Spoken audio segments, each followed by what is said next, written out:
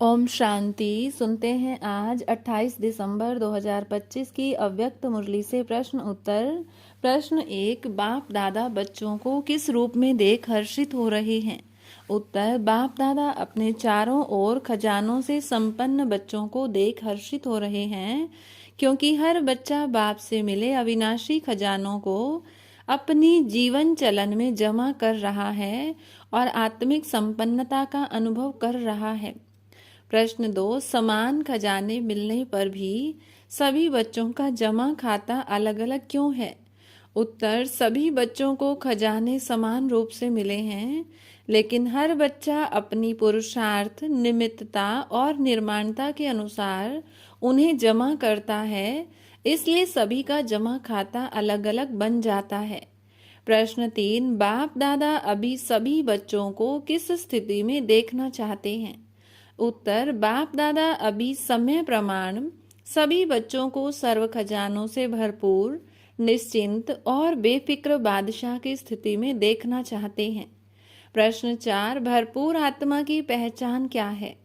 उत्तर, भरपूर आत्मा की पहचान उसकी रोयल चलन, निश्चिंत चेहरा और स्वतः झलकने वाला रूहानी नशा है, जो दूसरों को भी प्रभावित करता है। प्रश्न 5, रूहानी फकुर किसकी निशानी है? उत्तर, रूहानी फकुर स्वमानधारी आत्मा और बेफिक्र बादशाह की निशानी है, जो बाप पर संपूर्ण निश्चय रखती है। प्रश्न 6, बेफिक्र बादशाह का संकल्प क्या होता है? उत्तर, बेफिक्र बादशाह का संकल्प होता है कि जो हो रहा है वह भी श्रेष्ठ है और जो होने वाला है वह और भी श्रेष्ठ होगा। प्रश्न 7, बाप दादा ने जमा के कितने मुख्य खाते बताए हैं?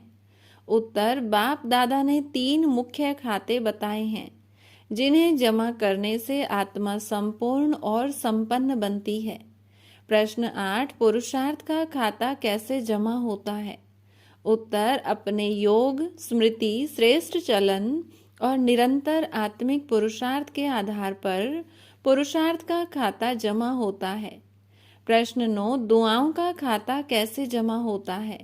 उत्तर, जब आत्मा संकल्प, बोल और कर्म द्वारा स्वयं भी और दूसरों को भी संतुष्ट रखती है, तब दुआओं का खाता स्वतः जमा होता है। प्रश्न 10, पुण्य का खाता कैसे जमा होता है? उत्तर, निस्वार्थ और बेहद की भावना से मन, वाणी, कर्म और संबंध में सेवा करने से पुण्य का खाता जमा होता है। प्रश्न 11, खजाने जमा करने की सहज चाबी क्या है?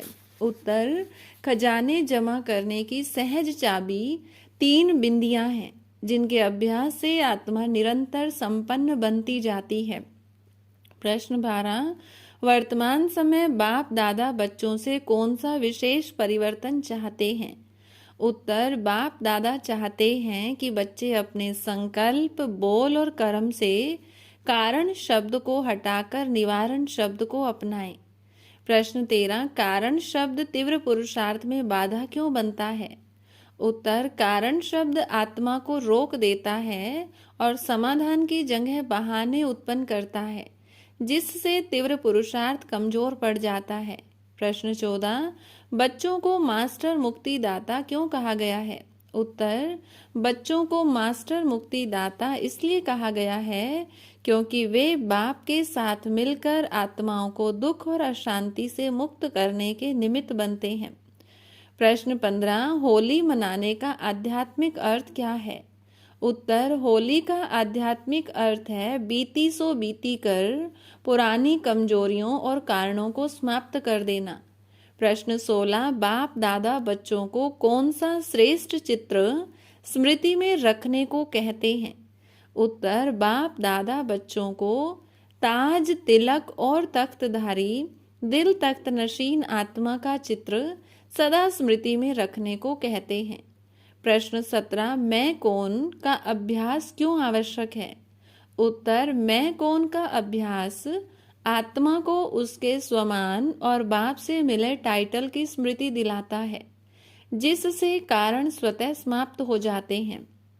प्रश्न 18, दृढ़ संकल्प को किसकी चाबी कहा गया है? उत्तर, दृढ़ संकल्प को सफलता की चाबी कहा गया है क्योंकि दृढ़ता ही आत्मा को माया से विजयी बनाती है।